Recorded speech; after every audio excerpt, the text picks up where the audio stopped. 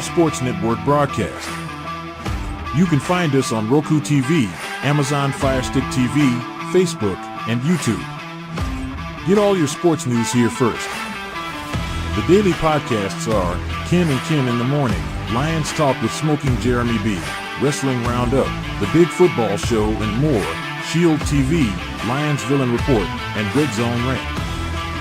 The afternoon podcasts are Valhalla, Grosef Sports, WCFL Dolphins Talk, The Cheap Seats, The Bodkin Show, Spirit of Detroit Podcast, and Maniacs. The nightly podcasts are Hallis Hall Report, Frozen Tundra Network, Skull Gang 365, The Huddle Sports Network Open Mic, First and 10 with Foz, Main Event Football Show, Prime Sports World, The Man Cave, Prim and Proper Sports. Spitballing Podcast, Lions Fan Cave Chat, Puckett, 313 Den Podcast, The Guys Huddle, Shots from the Sideline, Let's Talk Sports, The Michigan Truth Sports Podcast, Off the Rails, NFC Northeast, Power Hours, and Detroit Lions News. Make sure you follow. Here locally in the community, make sure y'all go check out Kneecap Body by Jeremy Campbell.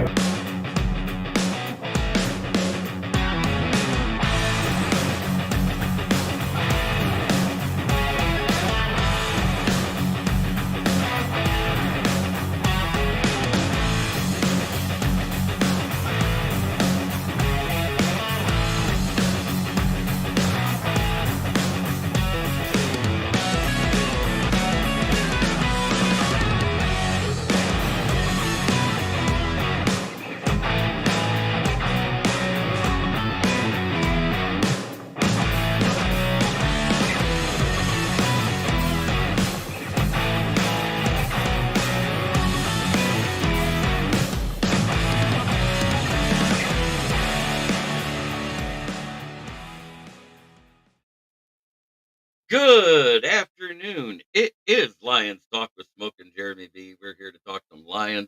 I do have some news to share that's happened this week. We all remember after Monday Night Football, Taylor Decker's uniform was enshrined at the Pro Football Hall of Fame. And after his perfect performance Monday night, Jared Goff gets his displayed in the Pro Football Hall of Fame. Great honor for the Detroit Lions, finally getting a little more than just a corner in Canton.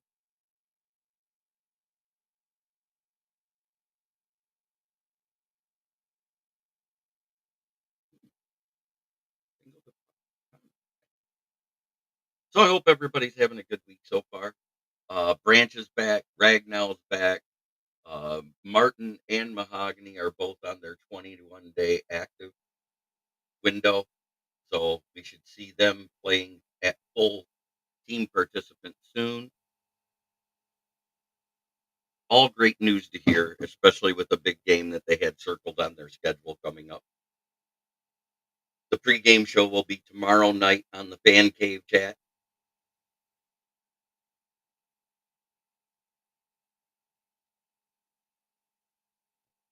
It's not good news with Aaron Jones' hip. He's going to be out for a while for Minnesota.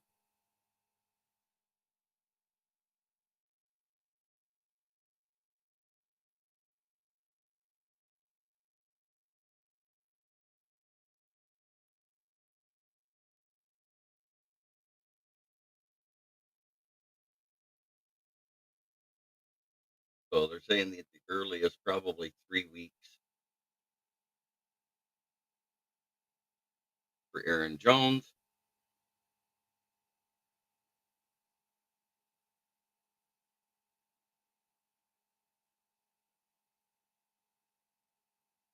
Good afternoon, JB and Davey. So Davey's in the chat, but it didn't come up. I don't know what's going on there.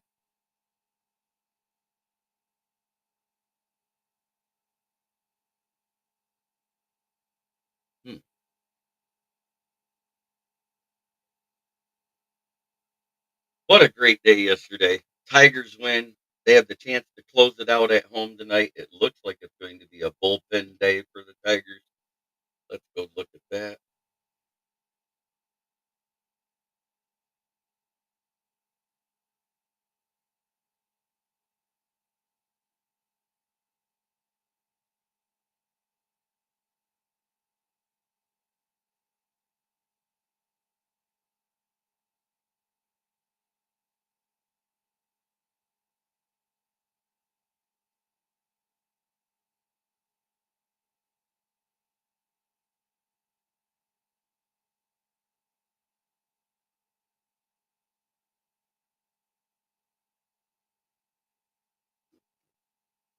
starting pitchers. Tigers to be announced. It's Tanner Beebe for the Guardians. Hello, Davey. Good to see you.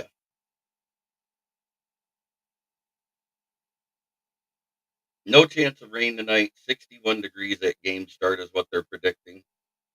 So good fall weather back up.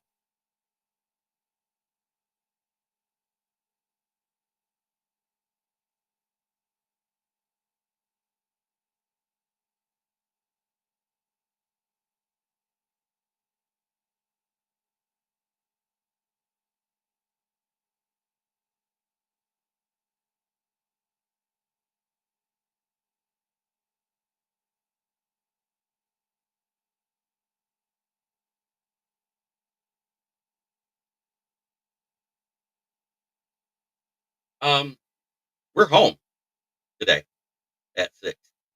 I doubt they fly. It's so close. They probably drive because they get a day off in between. Yes, let's go Lions.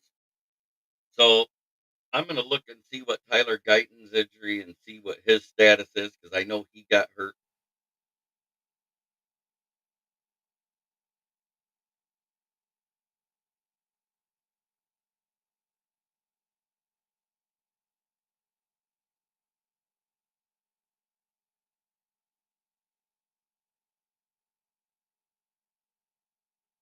Looks like they missed out on the long-term injury. There's a good chance he'll get to play, according to Jerry. He's wearing a wrap at practice. Marshawn Nealon is probably out for the season.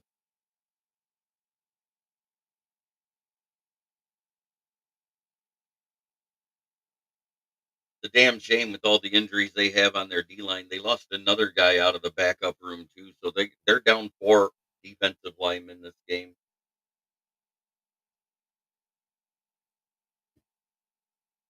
My dad would be extremely happy that the Tigers are doing so great. I'm quite sure he would, as I am. You know, I was alive when they won the World Series. As a matter of fact, I was 14 when we swept the San Diego Padres. I don't know if any team can sweep the Padres this year.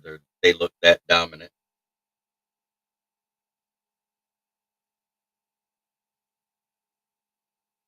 But I do have some interesting stuff up here. In the last 21 games, there's top 3 quarterbacks in Jared Goff for statistics. I want to see what you guys think. So in the last 21 games, about the same win rate, almost the exact same completion percentage, 37 touchdowns, 36 for Lamar Jackson. Patrick Mahomes, 15-6. They had a bye week in there because of the divisional wild card round.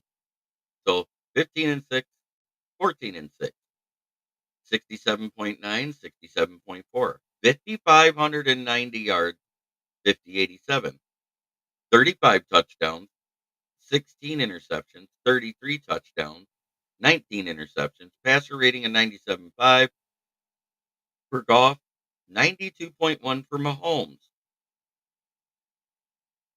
Josh Allen, team's record, 15-6, 14-7, 67.9 completion percentage, a whole percent better than Josh Allen. 470 yards better passing. More touchdowns and 2 more picks for Josh Allen. Passer rating very comparable. I'm bringing this up because it's one of the few times I actually agree with something that one of the talking heads on the big sports network said. And as much as I hate to say it, it's Colin Cowherd, and I hate that guy. He actually said Jared Goff is elite because he has an elite team around him. If any of those guys had what Jared Goff had, they'd be doing better. And that makes sense. What he's saying is those guys changed the game with lesser talent. Goff is doing it with the talent. That's what he's trying to say. So to say that Goff is an elite, the stat says he might be, but the eye test says he's not. Is that fair and a fair assessment overall? Do you agree with that?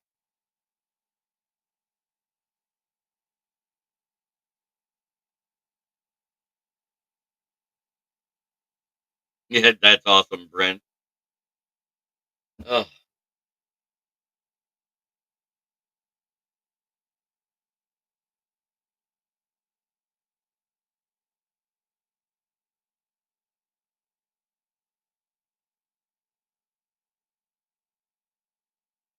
so here's the thing.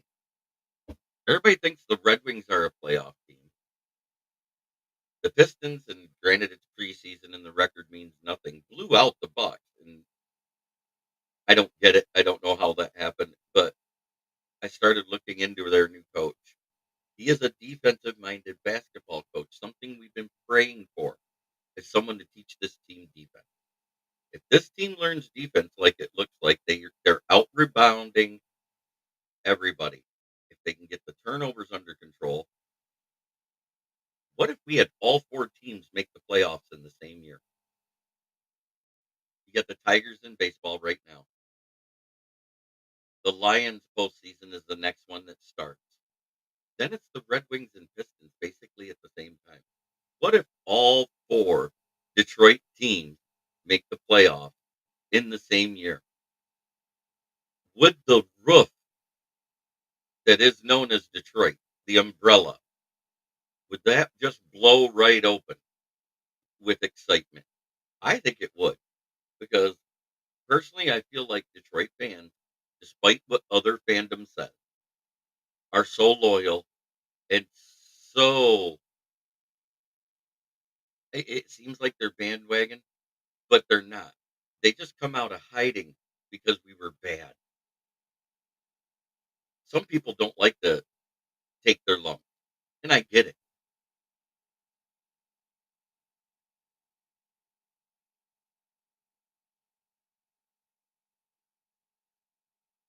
Oh, that's awesome, Brent. Yes, we should make it 4-1 from what I'm reading.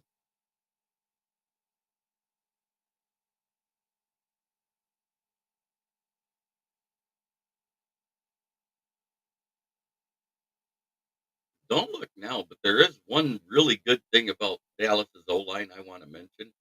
Cooper Beebe has been their starting center since week one, and he has yet to take a penalty or give up a sack or pressure. I said he was the best offensive lineman this draft. I stood on it right here. I said he was the best one. And everybody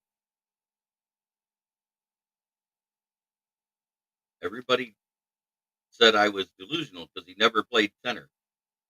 He's playing a position he never played in college or high school, and he's dominating. I want to say I was one of those guys that actually said Cooper Beebe was probably a better pick than Tyler Guyton for the Dallas Cowboys.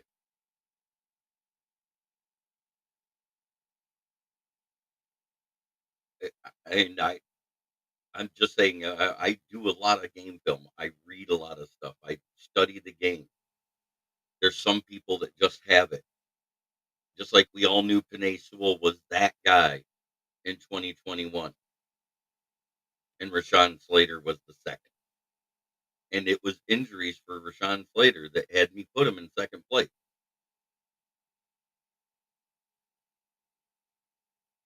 I might know a thing or two when it comes to football.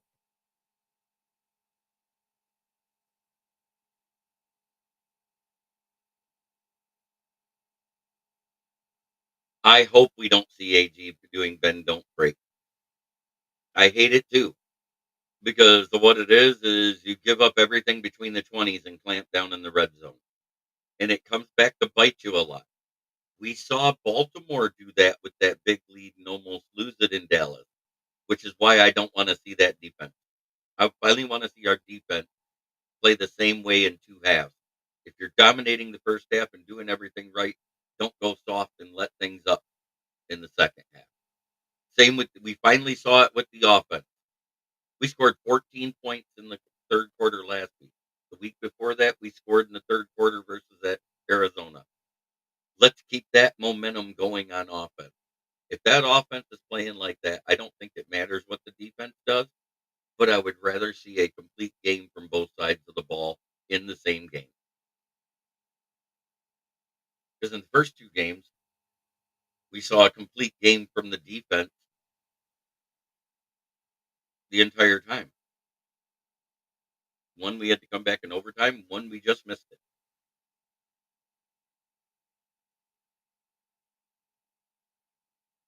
So I don't know if I'm seeing a different thing here or not. I don't know, but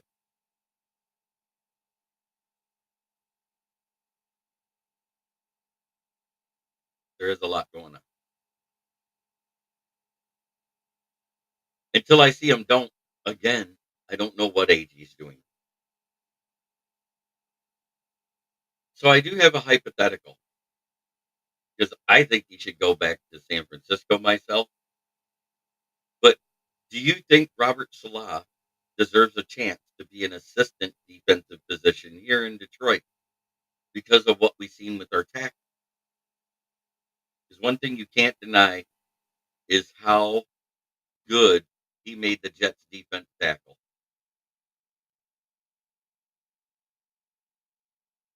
Oh, 100%. And and despite Terrion Arnold struggling with all of the penalties, he's actually been good in coverage. A lot of coaches have said he's been very sticky in coverage. And I remember after Terrion Arnold, yes on Robert Salah. See, I agree. Because I think if we don't grab him, San Francisco's gonna to help him fix that defense because that defense is ranked 28th in the league right now. They need help.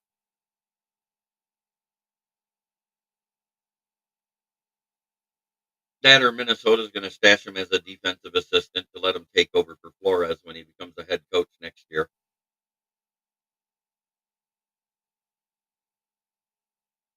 That's the three teams I think is the best fit for Robert Salah. I'm not gonna lie. I I, I just feel like it gives you a natural transition because he was one of the best defensive coordinators before he went to the Jets. And if he wouldn't have said what he said about Stafford, he probably would have been the coach in Detroit. The front office knew Stafford wanted out already.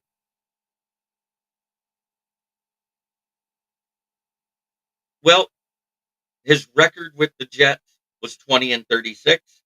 So some of that does fall on him, Brent. He was a part of the GM and front office that decided to draft Zach Wilson. When you're a first year coach and you draft a rookie quarterback, your career is usually decided by that pick. And I thought it was an awful move when they did it. And I'm not going to poo poo it. I'm not going to hide behind it. It ultimately comes down to the head coach's shoulders on team failures.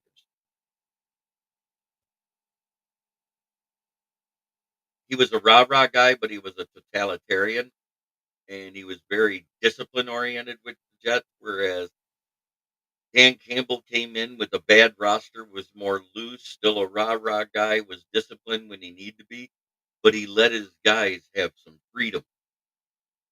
And as he went on, those freedoms started to disappear more and more because we're becoming a more disciplined team overall. And I'm not talking about disciplined and penalty. I'm talking about discipline mentally. And there's a big difference there. And I just want to point that out. Everybody was excited we got CJGJ. I was one of the ones that wasn't. Oh, it was a classless way to let a head coach go. I 100%.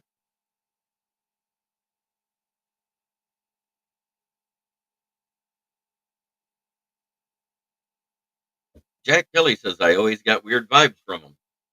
Yeah, because Salah looked like a happy guy, built like a wrestler. I mean, you could actually put his picture next to The Rock, and the build's kind of similar. But at the same time, he got results with the defense. He was a defensive minded coach, and the defense got better. The problem is who he hired as offensive coordinators and who he hired as his assistants on the offensive side of the ball. He went with a lot of new guys, and he should have went with somebody.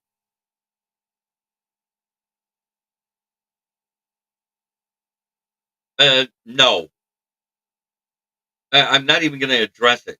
I don't want to talk about it because that's stupid. It's it's damn near retarded.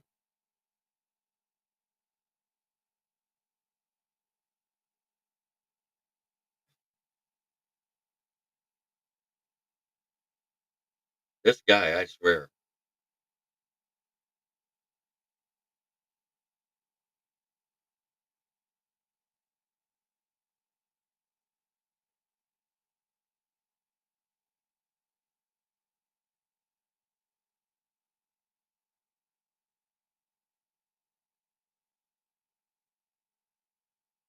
done. I had it.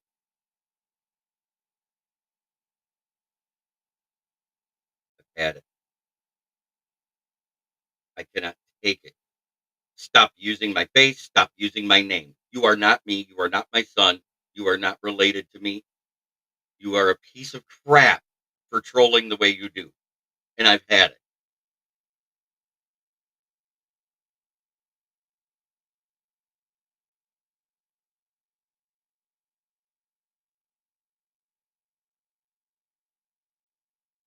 Retired players, players that are in prison, in an internment camp, breaking rocks in Alabama for the piece of shit he is.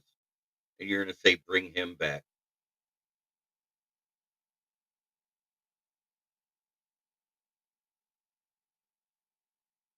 Don't worry. He's blocked everywhere now.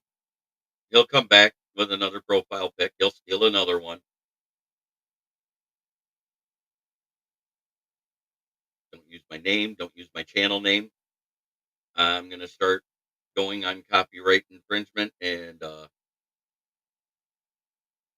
identity theft if you do. I hope you're watching and you heard that.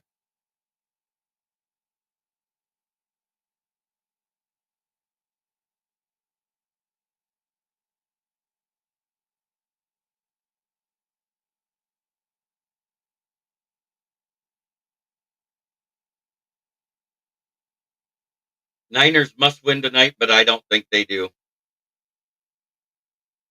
Uh, uh, both teams have, well, the 49ers have 21 on their injured list. Seahawks have 19.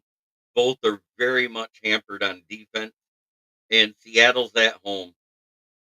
I think Seattle handles them. I think it's a close game.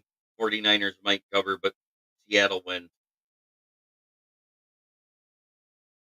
The Sea Chickens are going to win. I think they're going to 4-1 or 5-1 or whatever, or 4-2. They play the Seahawks in Seattle. The 12s are going to be loud and obnoxious.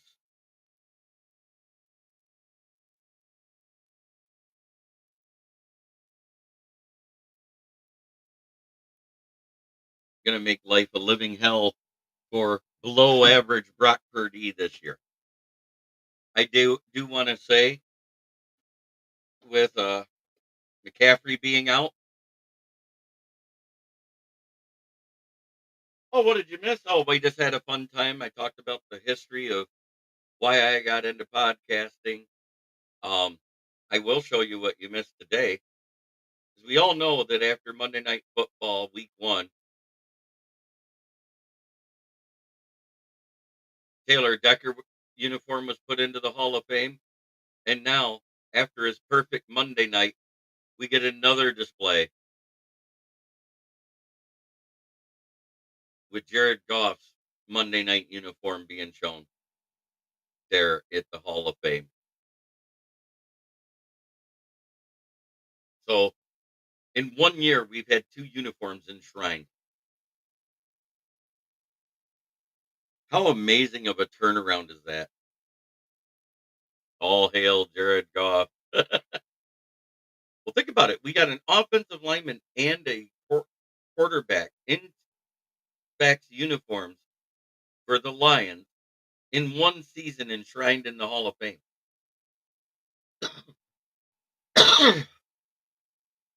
And I'm not going to read them off again, but I'm going to put it up so you guys can see it.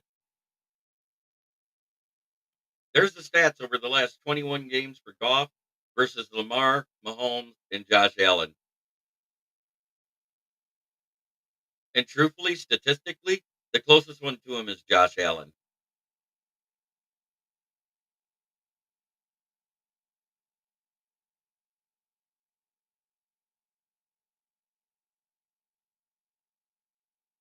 That's in passer rating, touchdowns, and everything else, and yardage wise.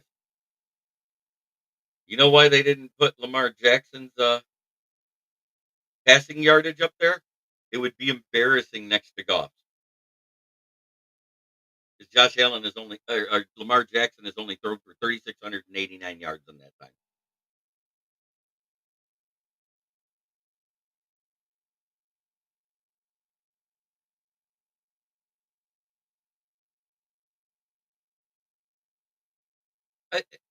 I'm talking quarterback numbers. I don't put in rushing stats.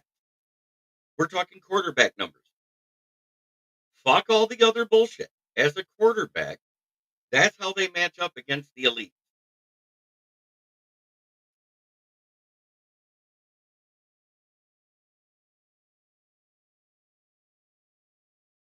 And as a quarterback, he even outduels Mahomes, and he's 2-0 heads up against him.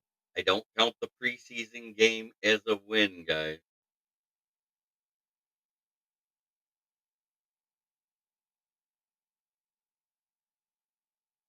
Regular season heads up versus Rodgers. You guys realize that Jared Goff is 5-2 versus the Rams? Both of his losses came in 2021 and 2022 at home here in Detroit with the Lions. Prior to that, he was 3-0 versus Aaron Rodgers.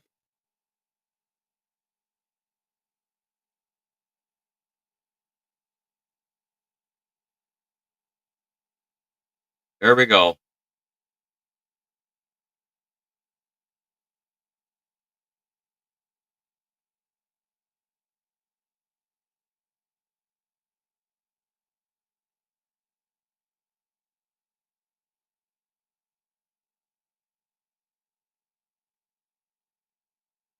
Goff has been a revelation, to be honest. Didn't want the guy at all.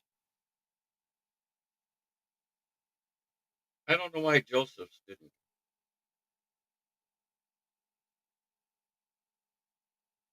Hmm. He didn't even say anything wrong, Joseph. I don't get it.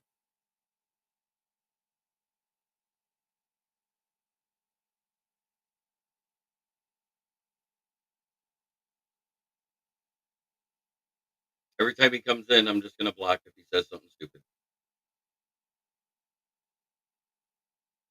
I'm done.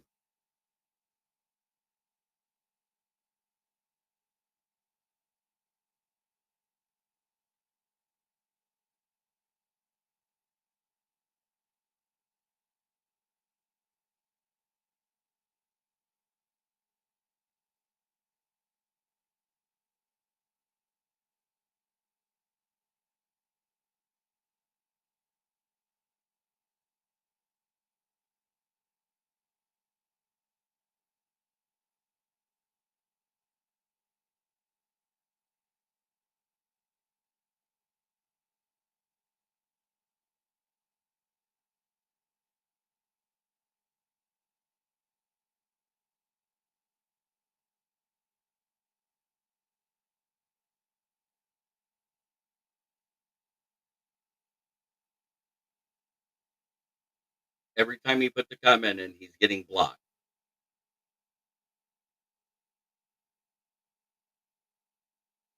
I am done with it. Stop using my name. Stop using my likeness. Stop stealing my photos and my property.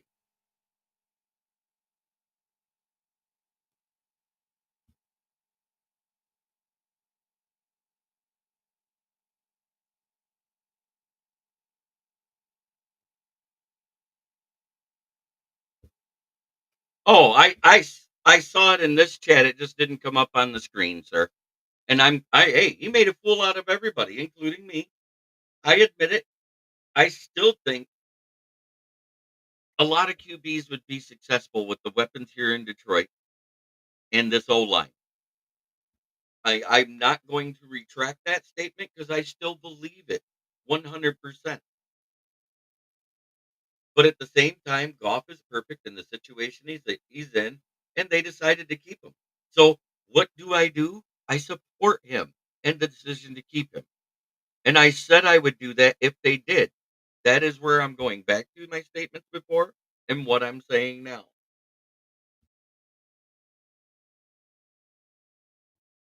I just said I didn't want him for anything more than $46.5 million a year. That was my price point.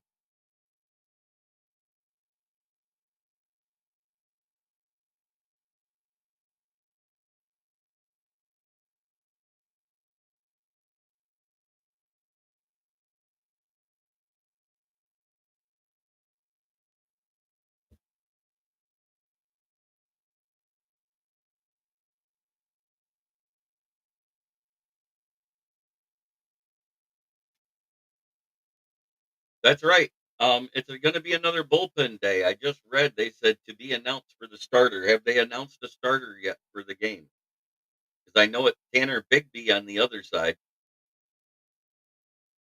who did play week one and shut us down for the most part. So maybe we need to do a little better with those batting matchups by AJ Hinch. Maybe he should just put the hot hands in. Oh, I am not knocking it at all. Joseph Austin. I am not knocking Goff. I didn't say that as a hindrance to Goff. Right, I agree. I hope they close it out tonight. But at the same time, we got Scooble for game 5. I would rather close it out tonight and have Scooble for game 1 versus whoever out of the other divisional series, whether it's the Royals or the Yankees.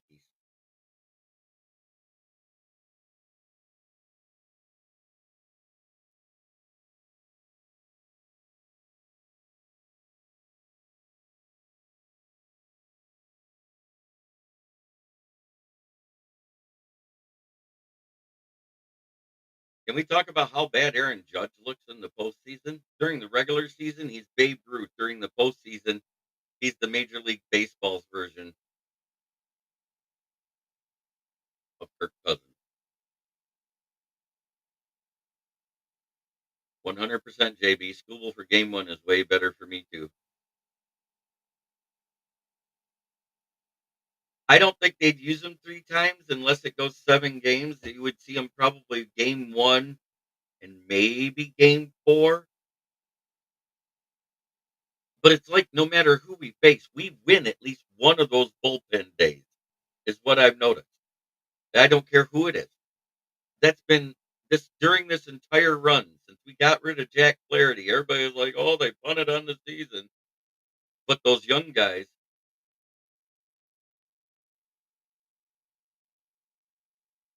Judge doesn't have a single home run in any playoff game ever, and Stanton saved him last night. 100%. He actually has more strikeouts than hits, Ricky Sakat.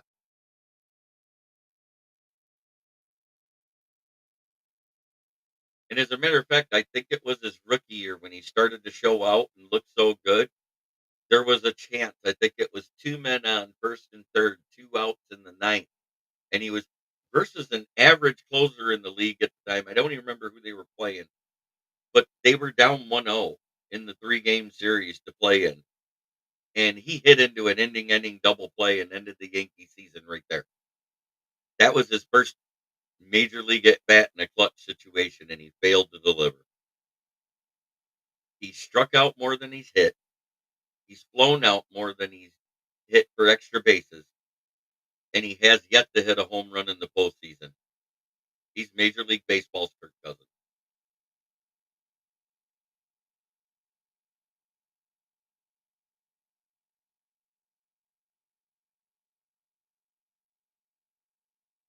That's my equation of it.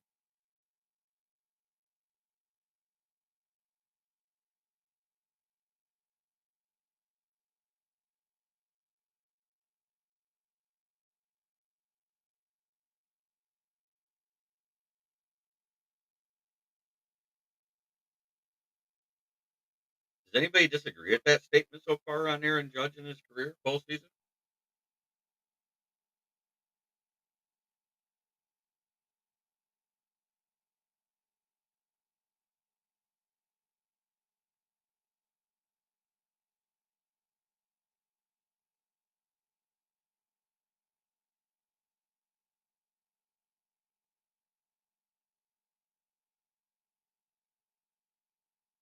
Uh, I hope we see a complete game by the offense again, and AG doesn't go into that soft zone defense in the second half because we saw it burn Ravens, and they almost came back and won versus the Ravens because of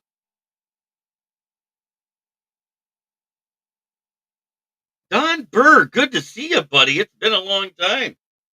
Uh, in case you didn't hear, I know week one everybody heard about Branch is ready to go. He's been a full participant all week. Taylor Decker's uniform in week one was added to the Pro Football Hall of Fame in Canton. And then after his perfect performance in week four, Jared Goff's jersey now has a display in Canton in the Lions corner of the Pro Football Hall of Fame.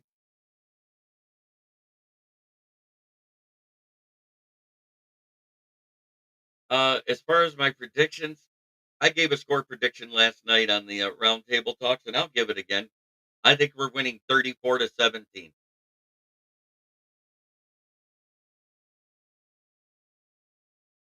4 touchdowns, 2 field goals versus their 2 touchdowns and a field goal because you can't keep them far enough away to not let Brandon Aubrey take a chance.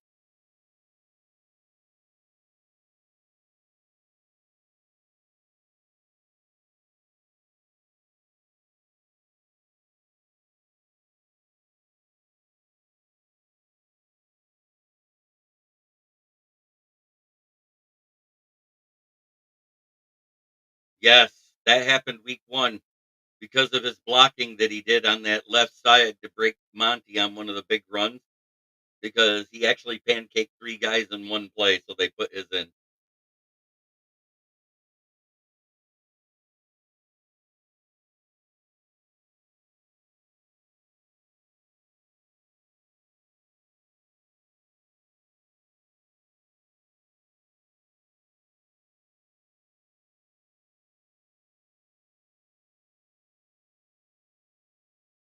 And how about them Tigers, Don Burr? Isn't it great? Isn't it fantastic? Have the chance to close it out at home tonight with the 6 o'clock start.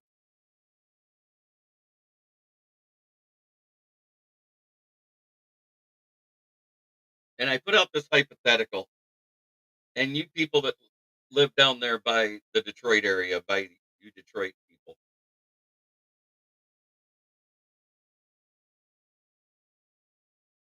love that 3 guys tumble over. Biggest disappointing team so far this season, the Bengals. Bengals, Jaguars. Who else was supposed to be winning that's not? Indianapolis. I mean, they're not doing well.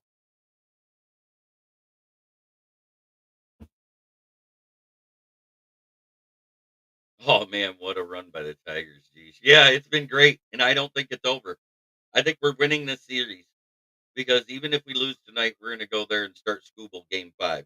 I don't like that idea because that means you won't have Scooble till probably game 3. So let's close it out here at home tonight on a bullpen day, just like we did with the Astros. Close it out with the bullpen and move on. So that being said, like I said, Jaguars and Bengals come to mind right off the top of the head. Both of them are one-win teams. Can't say the Panthers because everybody expected them to suck. I just didn't expect them to suck this bad. Most surprising team in the NFL. It's 2 of them. And anybody that says it's anybody other than the Commanders and Minnesota Vikings, yeah, I'm not gonna lie.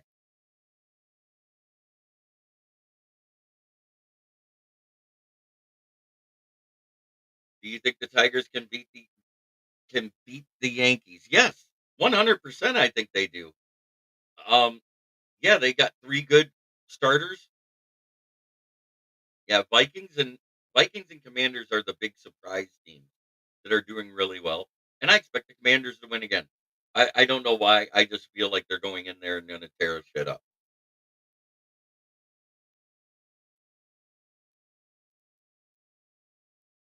But 49ers, yeah, they're a surprise team too. But yet, once the injuries started to pile up, it's not that surprising. Tendonitis.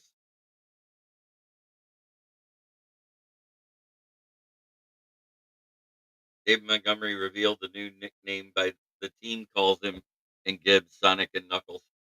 I saw that too, and that was asked. I kind of like it because Thunder and Lightning is so overrated and overused.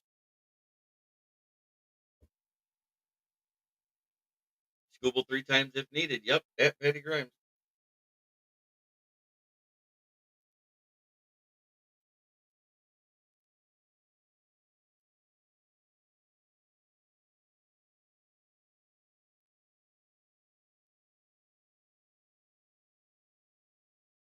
See, I like if we close it out now, the Tigers are in good shape.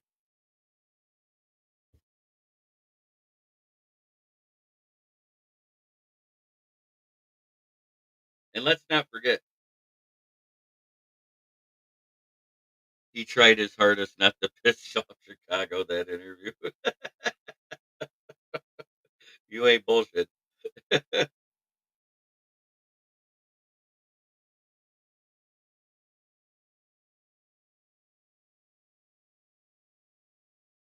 Yeah, if we close it out tonight, I like our chances better in this championship series versus anybody. That's just me. I these young guys don't know what it means to live to your expectations. They're exceeding it, and let them keep thinking they're great. Because you know what? As long as they do, they'll keep performing the way they have. That's my opinion.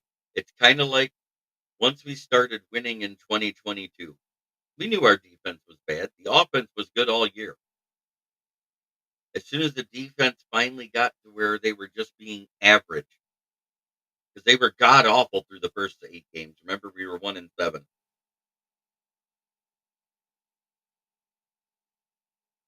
As soon as we got that turned around, the defense started playing average. We stopped losing badly.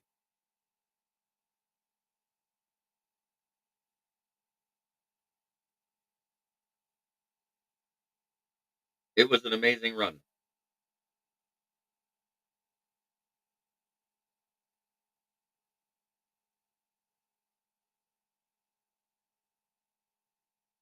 Oh, everyone's getting healthy except for Iffy and Barnes and Comiskey.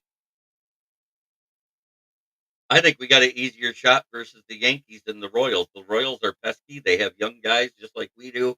They're a young team. I'd rather face the Yankees, but I for some reason I feel like the Royals are going to pull it out.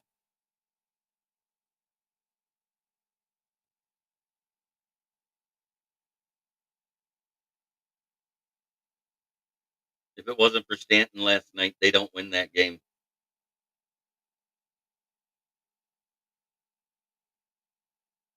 Ragnow is back. He's been practicing all week. Brian Branch has been practicing all week. Mahogany was added to his 21-day activation window, taken off the pup list. He's practicing with trainers and coaches. He did not punch the coach. God, so many people take stuff out of context. So stupid.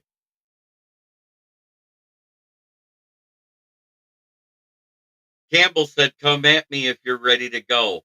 And he pushed him back to the wall. That's all it was. It wasn't a punch. Oh my God. People overblow shit all the time on the media. If he's on IR, he won't be back anytime soon. He had surgery on his ankle. He may never be the same again.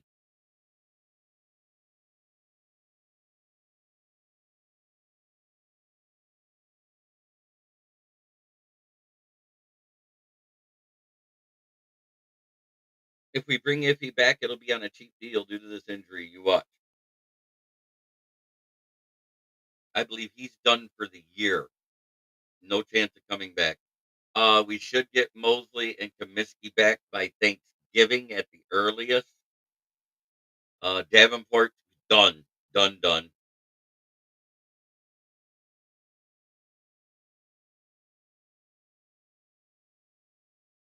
Looks like he's not getting any more than that $6.5 million and whatever any more than his guaranteed money because he's not hitting those incentive numbers for the year. It was a very incentive laden contract. I know he was. That third round pick was Ifeatu Melifonwu. It may be horrible, but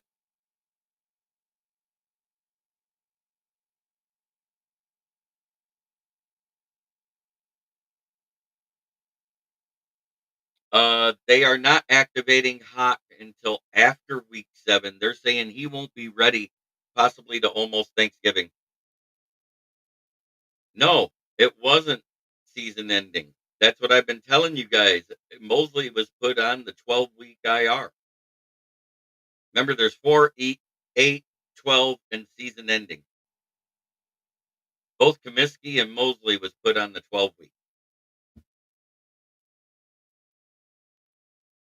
If they're not ready to go, they have to be moved from the IR to the PUP if you want them to be able to come back.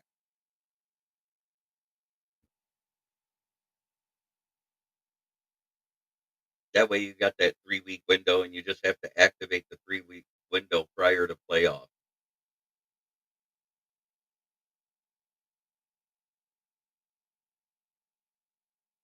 And the only reason why Mosley's able to come back is because when his injury happened. Yes, Mosley might be back by Thanksgiving.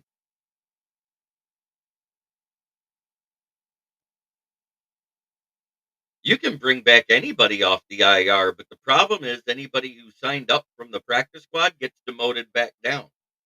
Or you have to make them clear waivers and go to the practice squad. That's how that works. So you can only have 53 on the active dress roster. Only 47 of them get the dress, or 46. I can't remember which. And then you are only able to call up a player from the practice squad 4 times within a season, then they must hit the active roster. It's a big headache. But the guy I would not mind sending to the waiver wire to hit the practice squad right now, and it's one player. And I said that's where he should have been to start the season. It cost us one of 2 guys that didn't come back to the team. James Houston. He looks awful. He has no bend. He has no first step.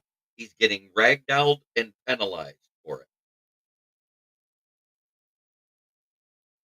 So if you got to cheat and take that extra jump to get off the line to make it seem like you have a first step again, you're washed. Houston should be waived. And if he clears protocol, clears waivers, comes back to the protocol.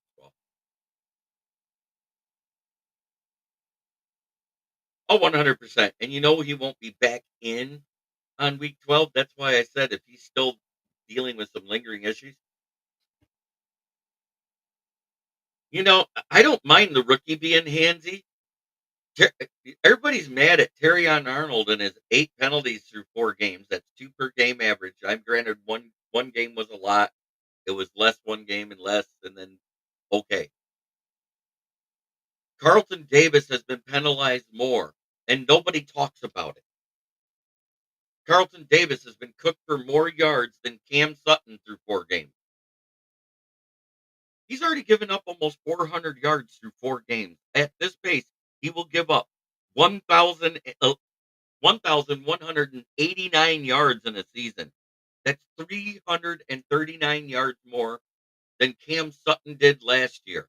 And we're not throwing hatred towards Carlton Davis III. We're throwing it towards Terrion Arnold, where as long as he's not getting a penalty, he's been good in coverage. So I don't understand this. I don't understand that mentality. I'm not even saying the refs have been petty. I'm saying Terrion Arnold deserved every single one of those penalties when I went back and reviewed them. All 8 of his penalties, he deserved. Carlton Davis III, as a 6-year vet, is supposed to be this top 25 corner that's great in man coverage. We haven't seen it.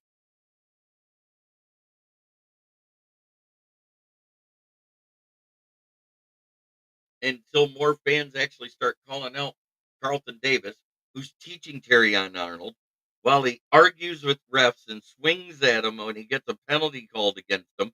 Is that good vet demeanor? No. And what's Terrion learning from? That.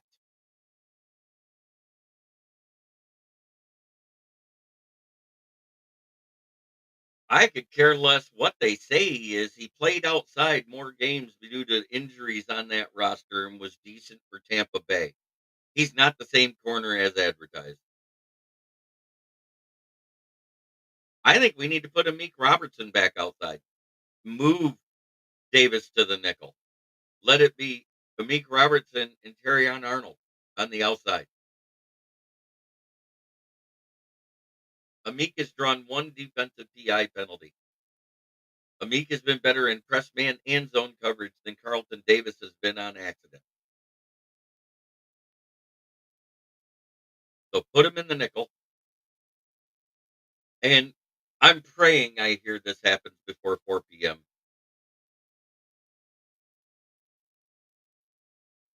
Dan Leonard, I just said that.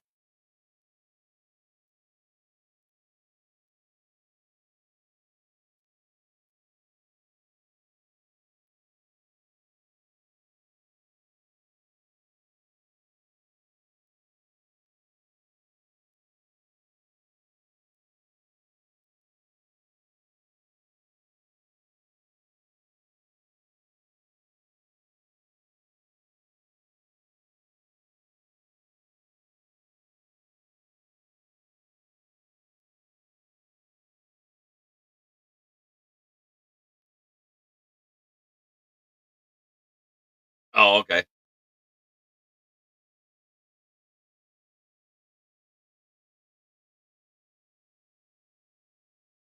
Mm, no, he had good numbers with Tampa Bay after that.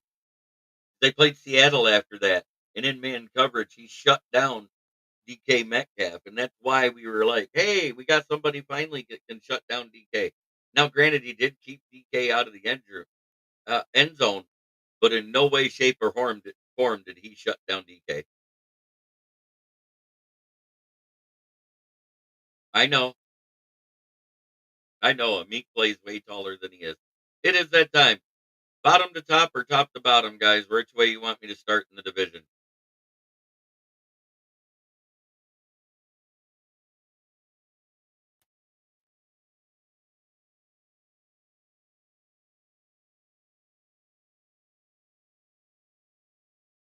We'll go this way. FTD. Last place at 3-2 with 1 divisional win, or 1 conference win, 1 divisional loss. Fuck the Bears. 3-2 with 2 conference wins.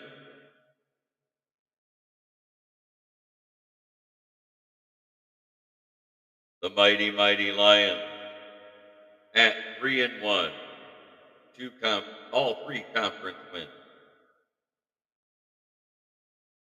And at the top, they may be 5-0, but they can go get skull fucked.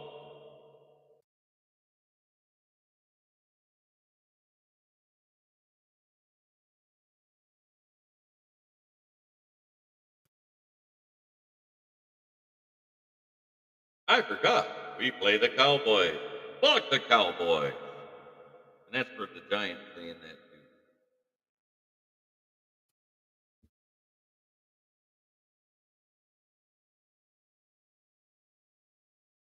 Last but not least, I do have to give homage to my paying sponsor.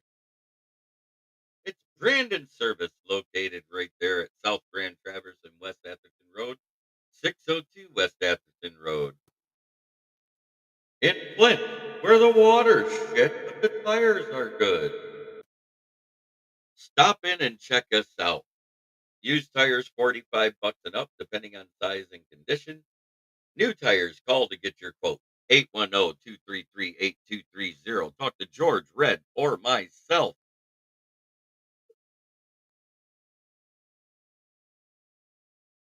Mention this ad,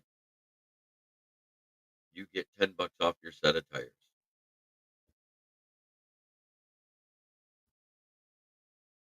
Been an amazing day talking football with you gentlemen and any women who are watching out there. I don't mean to offend. I don't want to sound like I'm sexist or misogynist.